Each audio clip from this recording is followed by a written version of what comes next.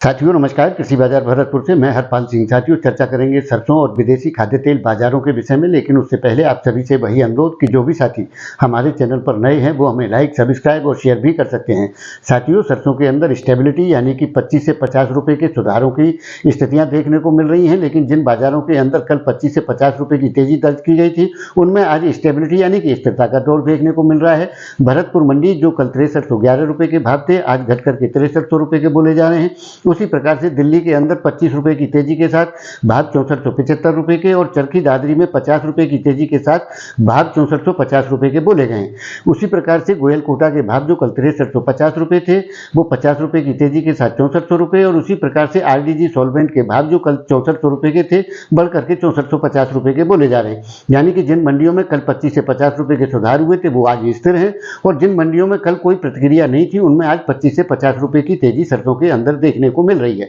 साथियों जिस प्रकार से हम पहले से भी आप लोगों के साथ विचार साझा करते रहे कि सरकार के पास में जो अवेलेबिलिटी है सरसों की वो नाकाफी है, क्योंकि जिस प्रकार से यदि हरियाणा की हाफेट की सरसों को निकाल दिया जाए जिसकी बिकवाली की संभावनाएं नगण्य प्रतीत होती हैं, क्योंकि जिस प्रकार के माल हैं उस प्रकार के भाव सरकार को मिलने की संभावनाएं कमी प्रतीत होती हैं, तो उसके बाद में जो सरसों बचती है वो आने वाले 3-3.5 महीने के लिए बिल्कुल नाकाफी है, जिसके चलते मांग और आपूर्ति में एक बड़े संकट की स्थिति आने वाले दौर के अंदर देखने को मिल सकती है। इन संभावनाओं को नकारा नहीं जा सकता। लेकिन साथियों जिस प्रकार से विदेशी खाद्य तेलों में यानी कि सबसे बड़े जो आपूर्तिकर्ता जो तेल हैं उसमें सोया ऑयल है, पाम ऑयल है, सन ऑयल है और चौथे नंबर पर मस्टर्ड आती है। लेकिन साथियों जिस प्रकार से मस्टर्ड की बिजाई घट रही है और अवेलेबिलिटी की कमी है उस फैक्टर को तो एक अलग कर देते हैं कि सरसों की प्रतिक्रियाएं क्या रहेंगी। लेकिन इन तीनों ही विदेशी खाद्य तेल बाजार के अंदर एक बड़ी बहस विश्व बाजार में चली हुई है, क्योंकि ट्रंप प्रशासन के जीतने के बाद में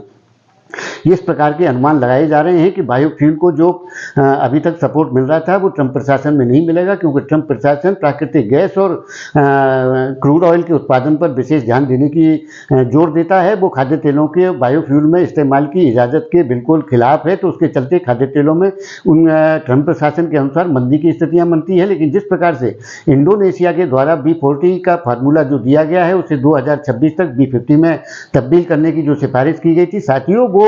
अब संभावनाएं कमी प्रतीत होती है, क्योंकि जिस प्रकार से जनवरी माह के अंदर पाम ऑयल का इस्तेमाल B40 यानी कि बायोफ्यूल में करने की जो घोषणा थी इंडोनेशिया की सरकार के द्वारा वो निश्चित तौर से टलती हुई नजर आती है और वो अप्रैल तक खिसक गई है, जिसके चलते बाजारों में जो विदेशी बाजारों में तेजी या रुकावट या स्थिरता का जो दौर बना था वो उसमें कहीं ना कहीं गिरावट का काम हो सकता है। इन संभावनाओं को भी नहीं नकारा जा सकता, क्योंकि जिस प्रकार से जो स्थितियाँ आ रही हैं यानी कि एक विशेषज्ञ दौरा मिस्त्री के बारे में अगर आप सुनना चाहें तो वो आज भी 5100 से 5200 रिंगट पाम ऑयल की कीमतों में मान करके चल रहे हैं और दिसंबर से लेकर के जनवरी माह के अंदर विशेष तेजी की संभावनाएं व्यक्त की जा रही हैं। लेकिन साथियों जिस प्रकार का वातावरण बना हुआ है यानी कि ट्रंप प्रशासन की 20 जनवरी को जो शपथ ग्रहण होगा उसके बाद ही ठोस नीतियाँ किस प्रकार की होंगी सामने आएंगी, लेकिन बाजार का रुख अभी से तय होने लगा है, जिसके चलते चर्चाओं के दौर बड़ी तेज जोर शोर से जारी हैं, क्योंकि पाम ऑयल और सन ऑयल के उत्पादन में गिरावट की स्थितियां देखी जा रही हैं, जबकि सोयाबीन के उत्पादन को बम्पर माना जा रहा है। यानी कि ये भी कह सकते हैं कि पाम ऑयल और सन ऑयल की तेजी को सोया ने कमर से पकड़ रखा है, जिसके चलते इन दोनों ही खाद्य तेलों में किसी प्रकार की तेजी यानी कि उत्पादन घटने के बावजूद भी कोई बड़ी तेजी की संभावनाएं नहीं बनती हुई नजर आती हैं, जिसके चलते आने वाले दौर के अंदर यानी कि घरेलू जो भारतीय खाद्य तेल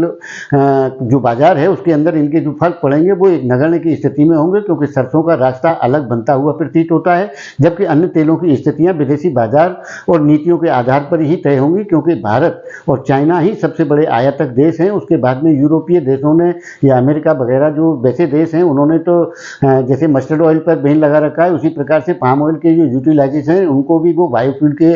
रूप में ही इस्तेमाल करते हैं। तो उनमें बड़ी प्रकार की एक बहस चली हुई है, वो किस तरफ जाएगी ये तो आने वाले दौर के अंदर ही देखने को मिलेगा। लेकिन साथियों फिलहाल के दौर में किसी भी बड़ी हलचल की संभावनाएं बनती नजर नहीं आती हैं, भाव स्टेबल इसी दायरे में घूमते हुए नजर आते हैं। लेकिन सरसों की कहानी थोड़ी सी अलग है, क्योंकि सरसों की रॉ मटेरियल की किल्लतों का सामना आने वाले दौर के अंदर करना पड़ सकता है और खाद्य तेलों में विशेषकर